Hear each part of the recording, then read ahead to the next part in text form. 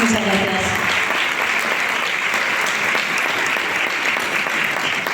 Muchas gracias. Bueno, después de esta madrina y este padrino de lujo, no voy a incidir más en mi trayectoria artística o creativa. Lo primero de todo es dar las gracias a la Asociación El Libro de los Clubes por haber elegido el lector de almohadas para este evento de primavera. Lo segundo, daros las gracias, por supuesto, a vosotros y a todas las personas implicadas que se han dejado la piel hoy, bueno, pues aparte de otras actividades, para que yo esté aquí con vosotros. No voy a hablaros de la novela en sí, de su contenido trama, porque no me gusta desvelar demasiado, ¿no? Y me gustaría que la leyerais sin condiciones, sin condicionamientos.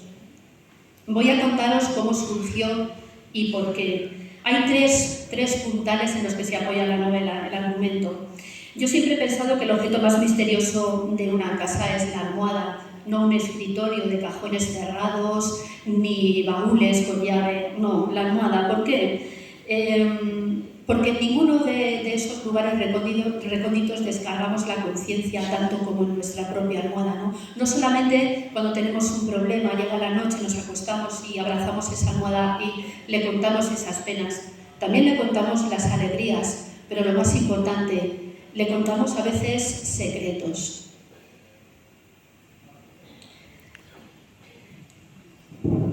Todos hemos escuchado la expresión consúltalo con la almohada, ¿no? Es casi un refrán, un dicho. Y todos lo hemos hecho. Esta es la premisa en la que yo me basé una noche después de un día bastante frustrante, ¿no? A la hora de estar escribiendo una novela y de esas veces que se atasca uno, y me acosté y me abracé a la almohada y en ese momento pensé, ¿cuánta gente habrá haciendo lo mismo que yo, ¿no? Lo que yo descargo en mi almohada pues no es ni trascendental ni tiene la menor importancia, pero hay otras personas influyentes, importantes, que a lo mejor esas descargas sobre la almohada sí que son trascendentales, sí que son importantes, ¿no? Sobre todo si existiera la posibilidad de poder hacernos con esos secretos y poder utilizarlos en nuestro propio beneficio, ¿no? Es un poco en lo que se basa el argumento de mi novela. Hay dos maneras de hacer las cosas: utilizar esos secretos para hacer el bien, para ayudar a esa persona. Imaginaos, ¿no?, que tuvierais ese poder de poder coger esa almohada, recostaros sobre ella y poder leer, entre comillas, lo que el vecino de abajo, un primo, un hermano, un padre, el presidente del gobierno, el papa, ¿no?, poderlo leer y poderlo utilizar para hacer el bien o para hacer el mal, para hacer todo lo contrario, ¿no? Hacer el mal es a veces más fácil que hacer el bien. También escribir sobre ello es más fácil, ¿no? ¿Hay algo más tentador que tener al alcance de la mano los secretos de otra persona? No sé, a lo mejor sí, ¿no? Pero a mí, como persona muy curiosa que me considero, me pareció un argumento ideal para tirar de ese hilo. Y al día siguiente, cuando me levanté y pensé que podía ser un buen argumento, empecé a escribir y la verdad es que la novela casi se escribió sola, ¿no? Basándome siempre en esa premisa, en crear un personaje que tuviera ese poder, ese don, o esa maldición, depende del punto de vista con el que se mire. El segundo puntal importante que subyace durante toda la novela es la cuestión de los niños robados en España durante décadas en el siglo XX. Para poder llevar a cabo esta ignominia se confabularon varios sectores de la sociedad que debieron proteger a esos niños en lugar de dejarlos abandonados. No es el tema principal, pero sí es el tema que está desde el principio de la novela hasta el final y tiene su porqué. El tercer puntal está muy claro, aunque las metáforas que lo adornan sean para mayores de 18 años o tengan 2 rombos. Me explico. Es el papel de las mujeres en la novela. Aun en las circunstancias más horribles, he procurado que todas ellas gozaran de una salida, de un resquicio, ¿no?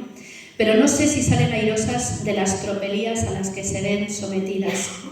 Tampoco sé si en la época en la que he ambientado la novela, la primera parte durante el siglo XVI, la segunda parte es en la actualidad y la tercera también, no sé si son libres para tomar las decisiones o no sé si son libres para tener el poder suficiente para poder salir, como digo, airosas de las situaciones a las que se ven sometidas, se ven comprometidas. A veces he pensado que en realidad es la falta de libertad las que las ha conducido a las situaciones en las que se ven envueltas, ¿no? No sé si llego a mostrar el carácter que he pretendido que tuvieran, pero sí sé que su bonjomía, sus pretensiones, sus inseguridades frente al patriarcado endémico al que estamos ancladas despertarán en los lectores sentimientos encontrados, ¿no? Y dispares. Empatía, emoción, hilaridad, sensualidad, orgullo, alivio, tristeza y sobre todo miedo, mucho miedo. No he querido conferirles comportamientos heroicos, ni mucho menos, tampoco he querido hacer estereotipos de ningún tipo para los varones que salen en la novela, tampoco, ¿no? Creo que cada uno tiene una personalidad que he querido yo que la tuviera, ¿no? No he dejado mucho hueco para hacer que la novela sea, como llaman ahora, good feeling, ¿no? Buenos sentimientos. No vivimos en el país de jauja y los problemas que tenemos siguen ahí antes, durante y después del lector de almohadas. No es un libro de denuncia, no hay un afán de protesta, ni muchísimo menos en él. Me he centrado en contar un relato, es una historia inventada con el objetivo de entretener, aunque muchas situaciones ocurrieran, de verdad, como me refería antes al robo de niños en el siglo pasado, ¿no? Sobre todo en los años 80, bueno, ya desde antes, pero sobre todo en los 80, 90. Y precisamente esas situaciones que ocurrieron de verdad son, desde mi punto de vista, las que dan más miedo, ¿no? Es el terror más visceral.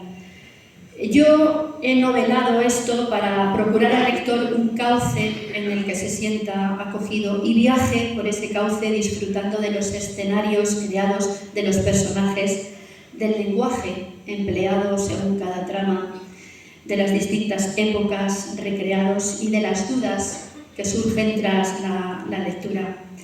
No hay intención de hacer tambalear ningún principio humano ni divino. Me expreso desde mi propia libertad como persona independiente, desde el amparo académico que me proporcionan mis conocimientos y desde los avances sociales que hemos conseguido las mujeres. En mi libro no hay odios, no hay rencores, ni venganzas, pero sí unas ganas tremendas de volver las tornas en cuanto al machismo enraizado y a la religión impuesta. Todo lo demás lo dejo a la imaginación del que va a leer la novela. Es indiscutible la influencia de la tradición popular en el lector de almohadas. Se habla de costumbres, de fiestas, tanto religiosas como paganas, de celebraciones que pertenecen a nuestro acervo popular. Aquí en Yepes he descubierto, aunque ya lo sabía desde hace tiempo, que hay tradiciones muy arraigadas, ¿no? Como en muchos de los pueblos de la zona.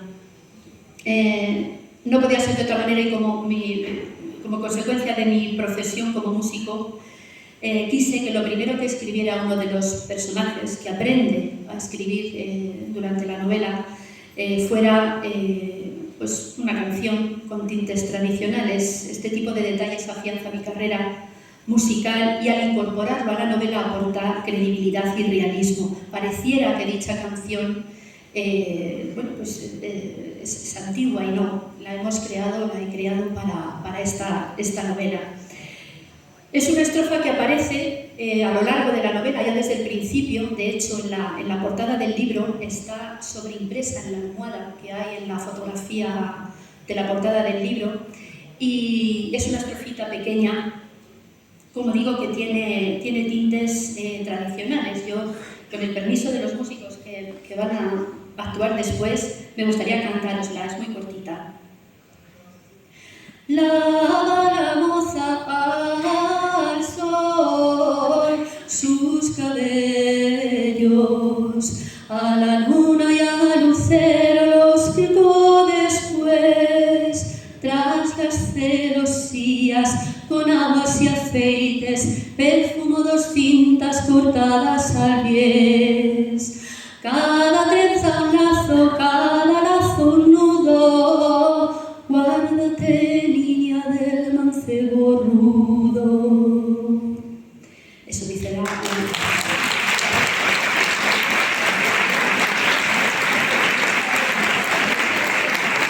Bien, pues basándome un poco en mi experiencia como músico, decidimos, mi compañero y yo, ponerla estas notas, ¿no? Siempre en todas las presentaciones lo canto, no puedo evitarlo, superior a mis fuerzas.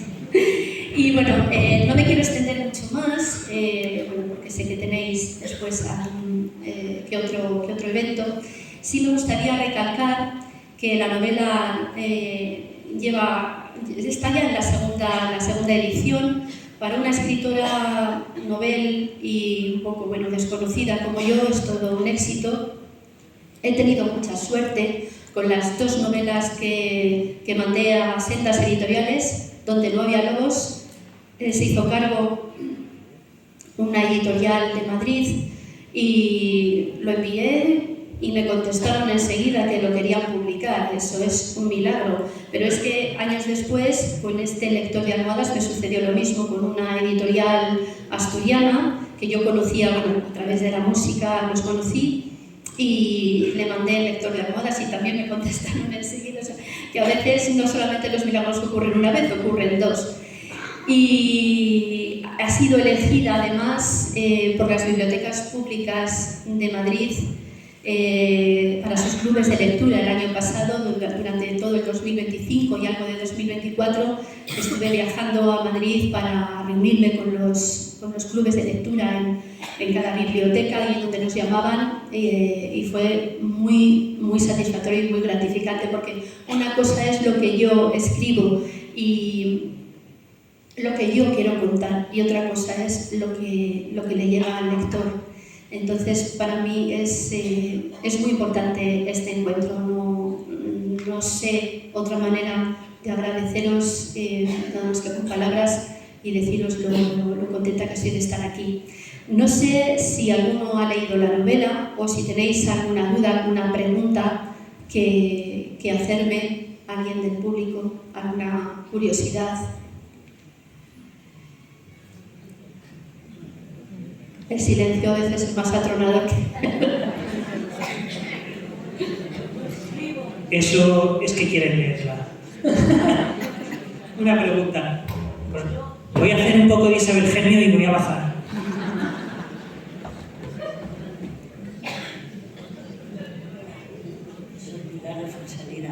Yo con la almohada hago recetas de cocina porque soy cocinera amateur, y luego pues en la emisora de radio que tenemos allí digo las recetas, los consejos, y digo no lo hagáis así, hacedlo acá, y cuidado que todo esto es de mi invención, de mi almohada. Es otra manera de creación culinaria. Pues un poco partiendo de eso, de esa inspiración que usted encuentra en su almohada, ¿no? Es un poco la premisa de la novela. Yo le quise dar, como digo, un tinte de terror. En realidad es novela de fantasía, es novela negra, tiene un poco de todo, novela histórica también tiene novela de terror, ¿no? Porque no quiero desvelar mucho, pero hay un capítulo, el famoso capítulo 11, si buscáis en Google seguro que os sale, ¿no? Cuando la gente llega al capítulo 11 hay como pasar el Rubicón, ¿no? O sea, si pasas de ahí, vas a seguir en la novela absolutamente enamorado, ¿no?, de los personajes. Pero está dando mucho que hablar precisamente por su crudeza, su erotismo, su terror psicológico, pero que era necesario ponerlo en ese capítulo, ¿no? Y tiene su porqué. Los personajes femeninos, claro, desde el primero, ¿no?, que la primera parte, como digo, está ambientada en el siglo XVI, creé un personaje femenino llamado Leocadia, que es la patrona de Toledo, ¿no? Y al retrotraerme tanto, creé un ambiente que tiene su propio lenguaje. No hablamos ahora igual que se hablaba en el siglo, lógicamente en el siglo XVI, ¿no? Y de todos los personajes femeninos quizás sea el más dulce, ¿no? De ahí vamos a encontrar un cauce de un río con muchos rápidos, muy abrupto, ¿no? Un paisaje muy abrupto. Hablo metafóricamente. El personaje principal, como os decía al principio, es un varón al que no pongo nombre de pila, yo le llamé Urrutia. El apellido Urrutia me gusta porque es muy sonoro, parece un apellido corto y sin embargo es un apellido largo, Urrutia. Lo que pasa es que como tiene un diptongo y me gustaba mucho cómo sonaba. Es un personaje de por sí cruel, infame, desagradable, kinky, pero a nadie le cae mal. Todo el mundo, después de leer la novela que me escribe, pues a través de las redes sociales o en presentaciones, dicen: es que es un ser deleznable, pero es que me cae fenomenal.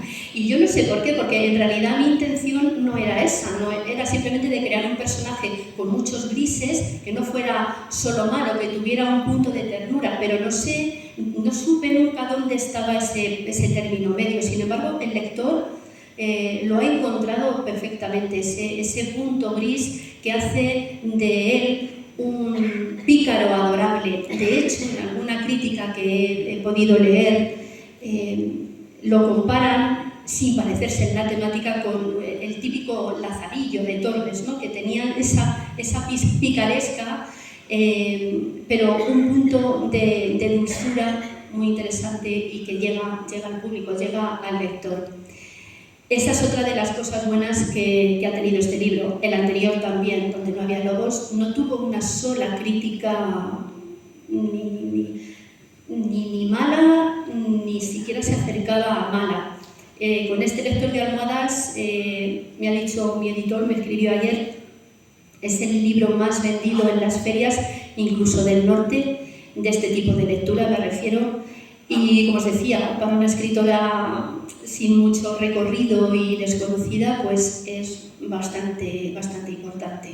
No quiero extenderme. ¿Alguna pregunta más? ¿Tenéis alguna curiosidad? Yo os animo a que ahora converséis conmigo fuera, adquiráis un ejemplar. Quiero dar las gracias a la librería que está haciendo hoy el esfuerzo de acompañarnos y de traer todos los ejemplares para estar conmigo.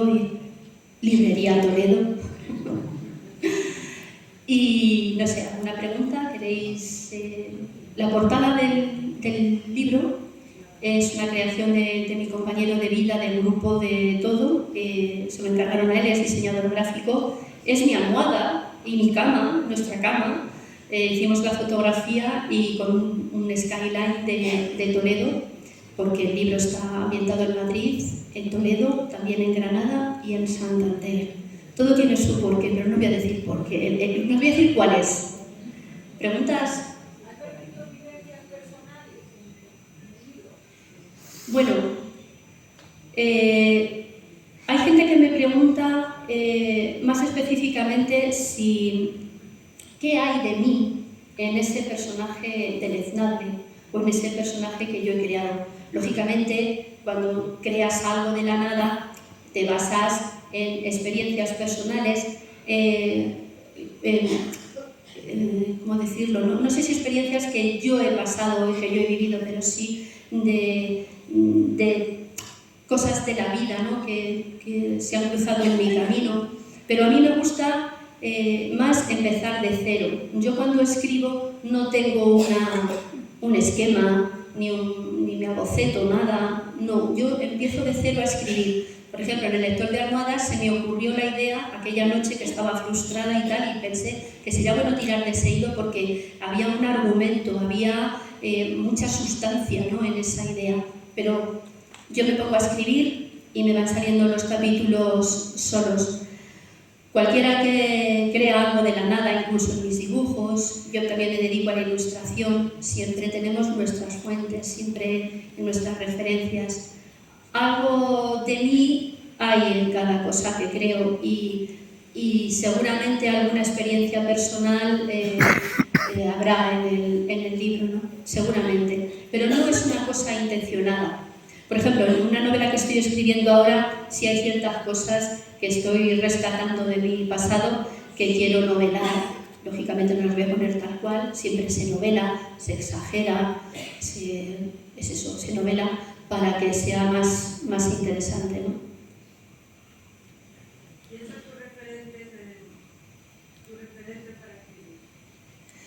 Bueno, antes de escribir hay que leer mucho, por lo menos eso es lo que yo opino, o esa es mi experiencia.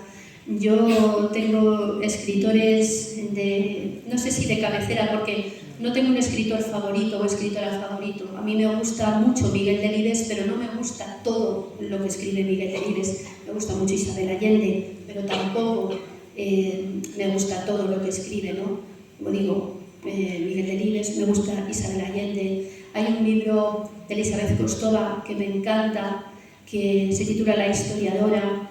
Me gusta mucho Begoña González, que es una escritora de la misma editorial Velasco Ediciones, que escribió un libro precioso que se titula El siglo. O sea, que no tengo un escritor favorito, pero sí me gusta picar, y además de muchos estilos. Yo he leído muchísimo cómic de todo tipo. El cómic, como ilustradora también que soy, pues lógicamente me apasiona, ¿no? Entonces, antes, durante la comida, una paisana de Almonacid decía que ella leía mucha revista. Y es que leer es leer, da igual lo que se lea, ¿no? Yo tenía una profesora en la EGB, cuando había EGB, que un día llamó a capítulo a mis padres porque no le parecía bien la lectura que yo había escogido para un comentario de texto o algo así. Era un libro de los 5, yo no sé si alguno lo conoce. Bien, pues a ella no le parecía una lectura apropiada. Y yo recuerdo que mi madre en ese caso le dijo, leer es leer, ¿qué más da que coja una revista, que coja un libro de los 5, que coja un TVO, que coja, claro, con 10 años, 11, 12, pues lo raro sería que cogiera Don Quijote de la Mancha, ¿no? Eso sería lo extraño, no es lo habitual, ¿no? Entonces pienso que las referencias son eso, referencias. Luego cada uno, bueno, pues coge su causa, su camino. Dime. No, yo quería decirte que Ladrón es capaz de leer las almohadas de todo el mundo excepto las suyas. Sí. ¿Eso simboliza algo o quiere decir algo? Sí. Pero no te lo puedo contar, porque tienes que tener un poquito de paciencia y esperar al famoso capítulo 11 para saber por qué él no puede leer las almohadas. A lo mejor le hace falta, él es el protagonista, le hace falta una antología, lo diré, antagonista, gracias, a su altura. ¿Había alguien más hablando por ahí? Dime. Yo quería preguntarte, porque para mí el primer libro que escribiste, Donde no había lobos, pues es un libro que no he olvidado, ¿no? Porque es que es, bueno, no se puede explicar de esa serie de personajes que has inventado y de esa utopía, y quería saber de dónde sacas esa imaginación y cómo compusiste el título de esa novela. La anterior. Sí, la anterior, la de Donde no había lobos. Sí, bueno. Para mí ha sido que no se me olvida, y eso que hace años que la leí, ¿no? Para mí que es, yo quería un poquito que no tiene mucho que ver con esta otra novela No tiene nada. ¿De dónde has sacado esos personajes y en qué te basas para crear ese mundo? Bueno, aquella novela donde no había lobos, que es bastante más gruesa que esta, fue mucho más fácil de escribir, pero por una razón muy sencilla. Cuando uno está inventando, y además es una novela de fantasía, en la fantasía no se puede poner cotos, entonces, y no pasa factura, porque nadie te puede decir, es que las brujas no existen, eso ya lo sé yo, pero yo puedo escribir libremente porque estoy escribiendo fantasía. Entonces, escribir fantasía es menos complicado, al menos para mí, porque cabe todo, da lo mismo lo que inventes, y cuanto más llevado al extremo esté, más le gusta al lector, ¿no? Sobre todo si no está visto, si es algo nuevo, si se propone algo nuevo. En la fantasía parece como que está todo inventado, pero no, siempre hay lugar para cosas nuevas, para nuevas experiencias, nuevos arroyos y arroyuelos que llevan a un mismo río, ¿no? Que es el de la ficción, el de la fantasía. En este caso, escribí la epopeya donde no había lobos sin ningún tipo de cortapisa. Incluso los nombres de los personajes les confieren la personalidad que luego tienen, ¿no? Me recuerdo a Solo del Todo, que era uno de los personajes principales. Allende el Mar, por ejemplo, era otro personaje, Robusto, y ya solamente diciéndole o aplicándoles esos adjetivos calificativos al personaje, ya uno se hace una idea de cómo puede ser, no físicamente solo, sino también su manera de ser, su carácter, etc., ¿no? Como decía Osorio Adolfo Bécquer, la imaginación es un caballo que se desboca y al que no sirve tirarle de la rienda. Lo decía en su famosa leyenda, aquella ambientada en Soria, ¿no? Del Monte de los Espíritus, pero del Monte de las Ánimas, perdón. Entonces, y yo estoy completamente de acuerdo. La imaginación es cuando uno se pone a escribir y no tengo a nadie que me diga eso no lo pongas, eso no lo escribas, eso no está bien, eso.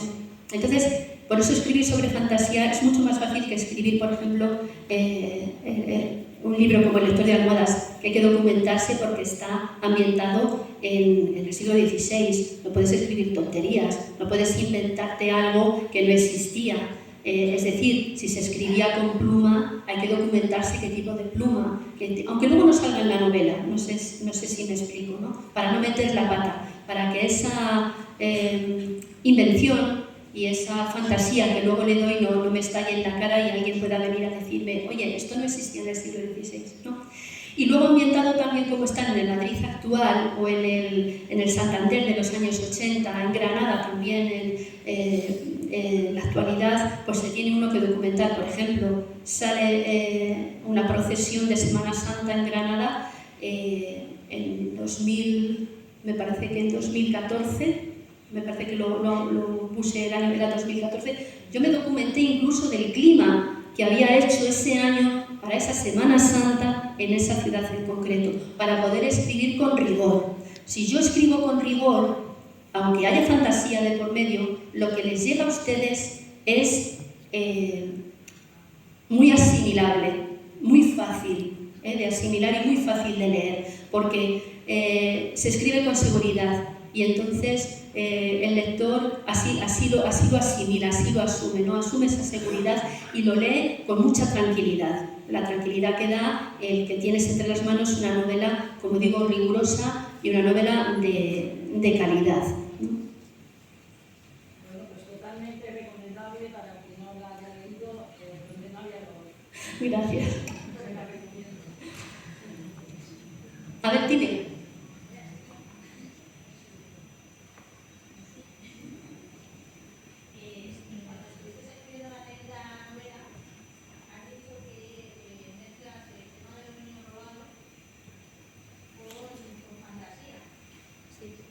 Sí.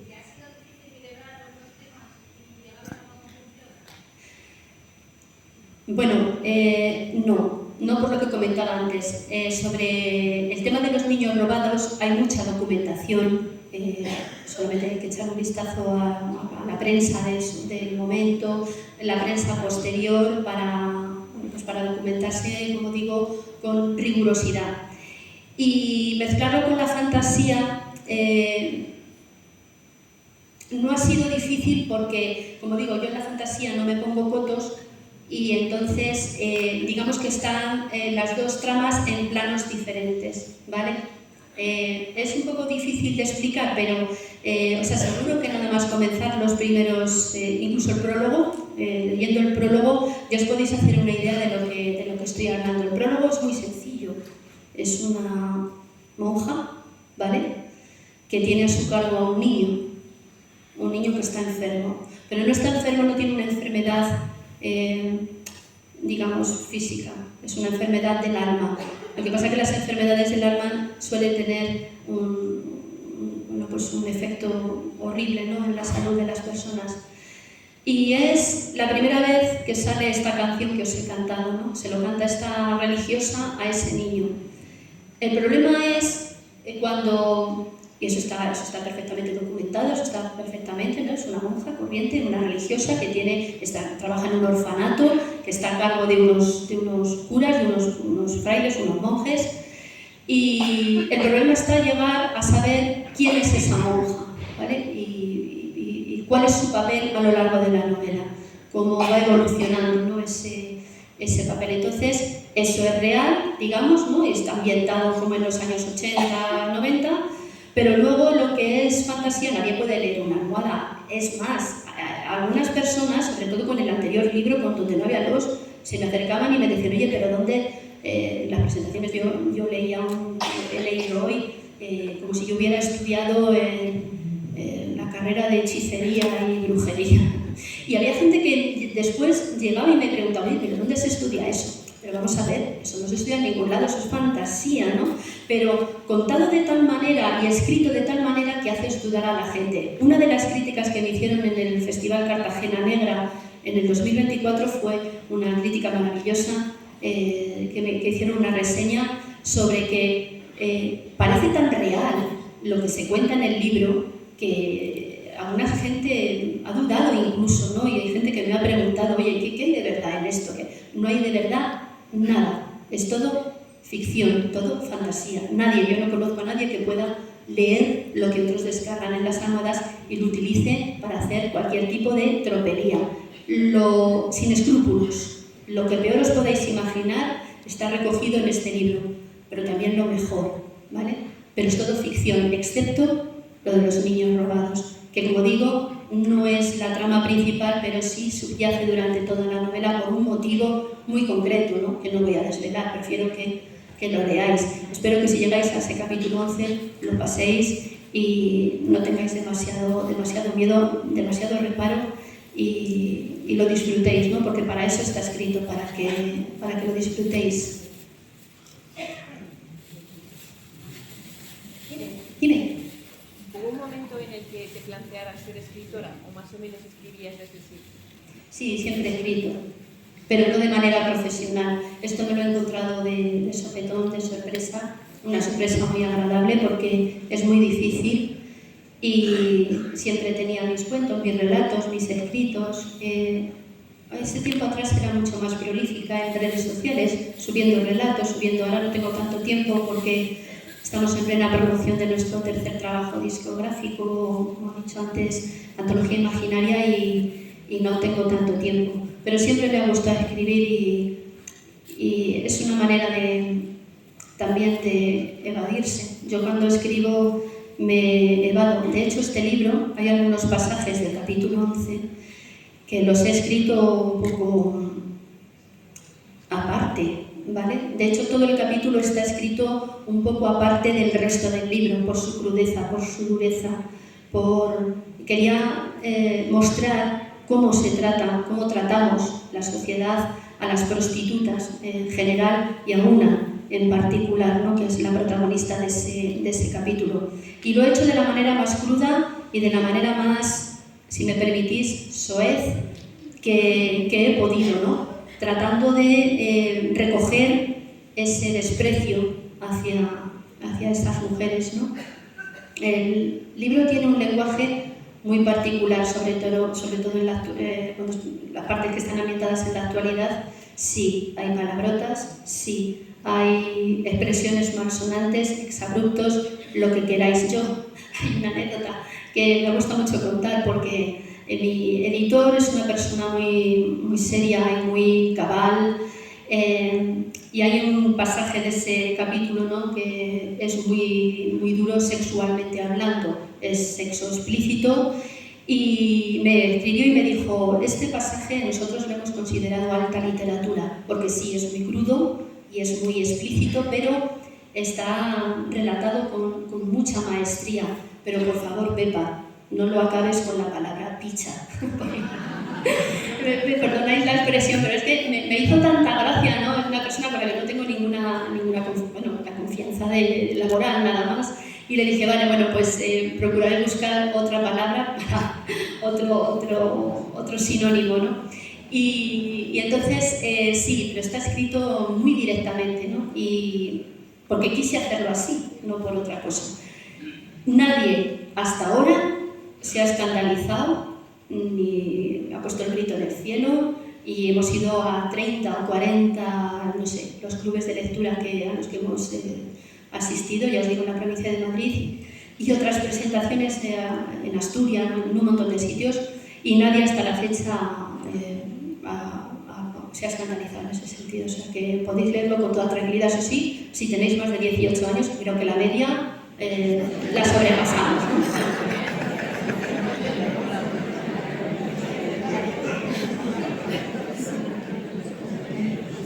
¿Alguna pregunta más? Dime. Quisiera saber qué te lleva o qué te impulsa, qué sientes o qué necesitas para poder dedicarte a tres cosas tan hermosas como es la música. ¿Cómo lo compaginas? ¿Qué te lleva a diferenciar, a hacer un cómic, a escribir un libro? Creo que has dicho que cuando escribes te relajas, creo que te entendí algo así. O sea, ¿qué es lo que más te impulsa? ¿Cómo esos mundos tan bonitos, pero que también necesitan una dedicación, ¿no? El cómic, la música. Bueno, yo me dedico profesionalmente a la música del grupo Etnosatramo, que llevamos ya desde 2008 dando guerra por ahí. Eso me quita la mayor parte del tiempo, porque tener un grupo de música profesional requiere muchísimo esfuerzo, muchísimo trabajo, no solamente de composición, de investigación, de ensayo, sino luego lleva un trabajo de management, porque nosotros lo llevamos todo, pues para encontrar conciertos, poder hacerlos con solvencia, reuniones, en cualquier momento que puedo aprovechar, hago un contacto. Concejala de Cultura puede decir que la he pillado antes por banda, en fin. Entonces es compaginar, organizarme bien el día. No siempre puedo hacer todo, hay días que lo tenemos dedicado en exclusiva a la música, y otros días, sobre todo si hay el silencio adecuado, pues sí que me gusta ponerme a escribir y también a dibujar, porque muchas veces pues hay algunos encargos, otras veces dibujo simplemente por placer o para ilustrar algún relato mío, etcétera, ¿no? Pero es simplemente organizarse y tener en cuenta y tener siempre en la cabeza que es mi profesión. Yo no tengo otro trabajo y luego esto lo hago como hobby, no. Nuestra profesión es la música y la literatura. Así nos va, que a veces es difícil, pero bueno, ahí seguimos. Ya digo, en realidad íbamos desde antes, porque estuvimos en otras formaciones musicales, pero de manera ya seria, profesional y con un discurso y una trayectoria, como digo, profesional desde 2008 aproximadamente.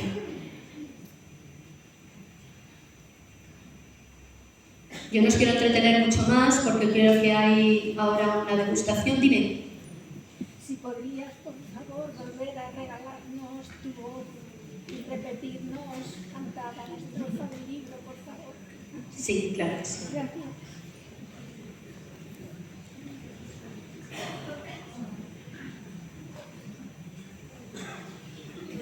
Así terminamos, como dice, terminamos en alto, ¿vale? De nada, a ti.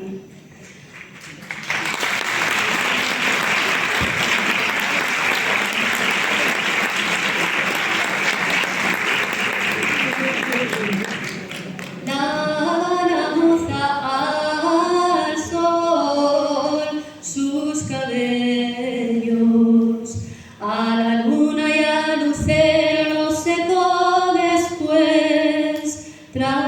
celosías, con aguas y afeites, perfumo 2 cintas cortadas al bies.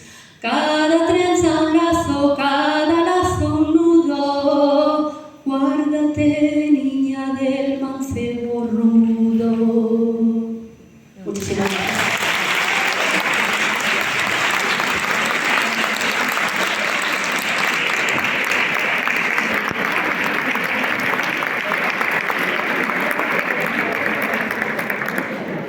Bueno, pues vamos a continuar con música y os dejamos con los hermanos.